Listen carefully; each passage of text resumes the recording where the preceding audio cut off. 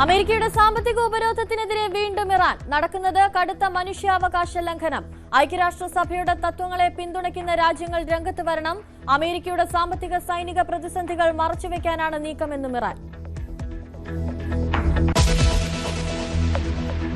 മുട്ടിൽ മരംമുറി വഞ്ചന കേസിൽ ഇന്ന് നിർണായകം. കുറ്റപത്രം വായിച്ചു കേൾപ്പിക്കുന്ന പുതിയ തീയതി കോടതി ഇന്ന് തീരുമാനിക്കും. വീഡിയോ കോൺഫറൻസ് വഴി പങ്കെടുക്കാമെന്ന പ്രതികളുടെ അപേക്ഷയിലും തീരുമാനം. ചോറ്റാനിക്കര കോടതിയുടെ അധികാര പരിധിയിൽ വിചാരണ സാധ്യമല്ലെന്ന പ്രതികളുടെ വാദത്തിൽ ഉത്തരവിനും സാധ്യത.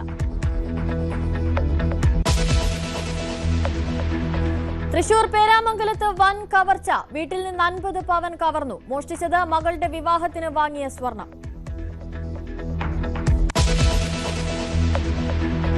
കൊല്ലത്ത് ഭാര്യയുടെ സ്വകാര്യ ദൃശ്യം ഭർത്താവ് അശ്ലീല സൈറ്റുകൾക്ക് വിറ്റ കേസിൽ ഇടപെട്ട് ചൈൽഡ് വെൽഫെയർ കമ്മിറ്റി. കുട്ടിക്ക് മുന്നിൽ ലൈംഗിക വൈകൃതം കാട്ടിയെന്ന പരാതിയിലും ഇടപെടൽ.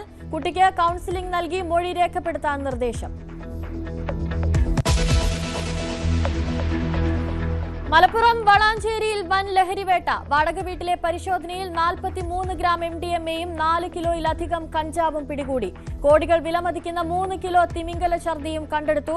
സ്ത്രീയടക്കം 3 പേർ കസ്റ്റഡിയിൽ. തൊടുപുഴയിൽ ഡിവൈഎഫ്ഐ നേതാവിനെയും സംഘത്തെയും മയക്കുമരുന്നുമായി പിടികൂടിയ ദൃശ്യങ്ങൾ പുറത്തുവിട്ട് പോലീസ്.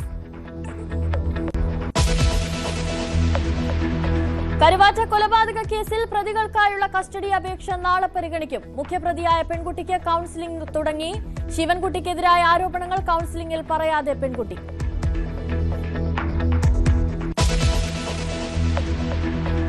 ഓളപ്പരപ്പിലെ പോരിനൊരുങ്ങി പുന്നമട. 72ാമത് നെഹ്റു ട്രോഫി ജലമേള നാളെ. മുഖ്യമന്ത്രി ഉദ്ഘാടനം ചെയ്യും. ആവേശത്തുഴയെറിയാൻ 22 ചുണ്ടൻ വള്ളങ്ങളടക്കം 70ലേറെ വള്ളങ്ങൾ. നിർമ്മാതാവ് അർജുൻ രവീന്ദ്രനെതിരെ തുറന്നടിച്ച നടൻ സുദേവ് നായർ. കമട്ടം വെബ് സീരീസിൽ അഭിനയിച്ചതിന് പ്രതിഫലം പൂർണ്ണമായും ലഭിച്ചില്ല. പണം ചോദിച്ചപ്പോൾ എഗ്രിമെന്റ് മാറ്റിയെഴുതി.